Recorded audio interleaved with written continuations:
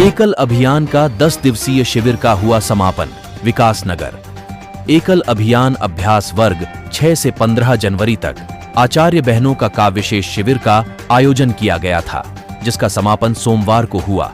इस मौके पर आचार्य बहनों ने समापन के मौके पर एकल अभियान के उद्देश्य एवं विचारधारा को समाज के विभिन्न क्षेत्रों में सामने अपना अनुभव भी साझा किया।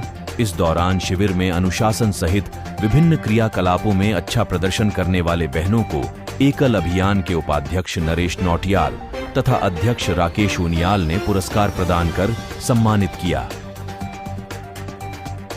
समापन के अवसर पर एकल अभियान के अध्यक्ष राकेश उनियाल,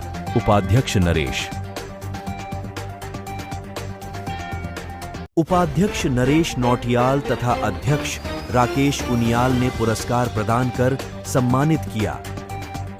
समापन के अवसर पर एकल अभियान के अध्यक्ष राकेश उनियाल, उपाध्यक्ष नरेश नौटियाल, सामाजिक कार्यकर्ता योगेश कटियान सहित एकल अभियान के पदाधिकारी एवं समस्त वॉलंटियर मौजूद रहे।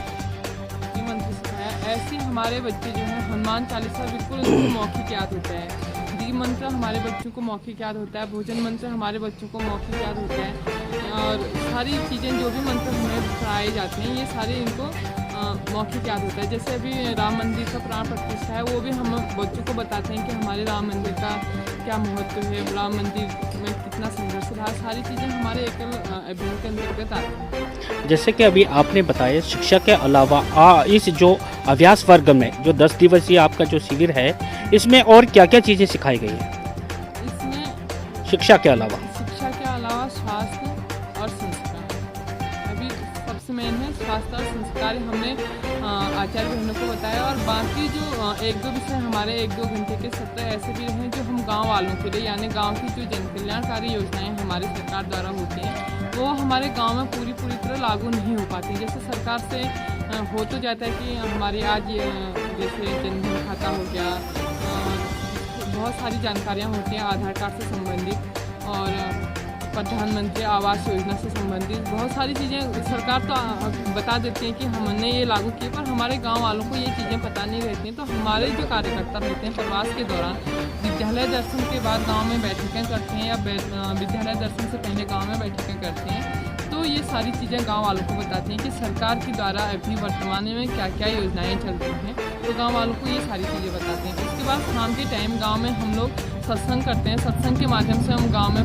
सत्संग भजन कीर्तन रखते हैं और गांव के जो वरिष्ठ लोग होते हैं उनके माध्यम से हम सबसे पहले ये फोकस करते हैं कि आप ऐसी चीज़ें बताएं जो हमारे गांव में 10 साल पहले थी और वर्तमान में नहीं है। तो गांव के ऐसे बहुत सारे मुखिया हमारे बीच आते हैं और गांव के बारे में बताते हैं कि हमारा गाँव 10 साल पहले कैसा था और अभी कैसा है। तो हम उसी प्रकार लोगों को समझाते हैं कि हम क्या गलती कर रहे हैं और हमारा जो संस्कृति है वो क्यों पीछे हट रहा है। तो हम अपनी संस्कृति के बारे में भी लोगों को बताते हैं।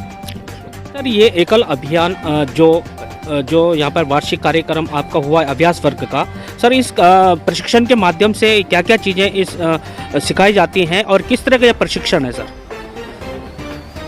ये प्रशिक्षण जो है आचार्यों को अपने केंद्र में जिन बच्चों को हमें संस्कारवान बनाना है उनको क्या क्या संस्कार हमने देने हैं उन पे इसका फोकस है। और जैसे कि बच्चों में आज हमारी संस्कृति जो है बिल्कुल विलुप्त होती जा रही है, भारतीय संस्कृति। स्कूलों में मात्र जो है केवल पाठ्यक्रम जो निर्धारित है वही पढ़ाया जाता है, उस पर ज़्यादा फोकस नहीं है। हमारी भारतीय संस्कृति क्या है, उसके क्या मुख्य अंग है, सुबह प्रणाम करना, माता पिता के चरण स्पर्श करना, स्कूल में गुरुजनों का आदर करना, अपने से बड़ों को सम्मान करना, ये इसका मुख्य उद्देश्य है कि बच्चों में संस्कार सिखाए जाए। तो इस जो प्रशिक्षण में कितने बहनों ने, आचार्यों ने यहाँ पर प्रशिक्षण लिया है? इसमें यहाँ पर हमारी 30 आचार्य अपेक्षित थी, जिसमें से 21 आचार्यों ने प्रशिक्षण ले लिया है और 9 विषम परिस्थितियों के कारण उपस्थित नहीं हो पाए, तो वो नहीं आ पाए। यहाँ को इनको भी लेना पड़ेगा।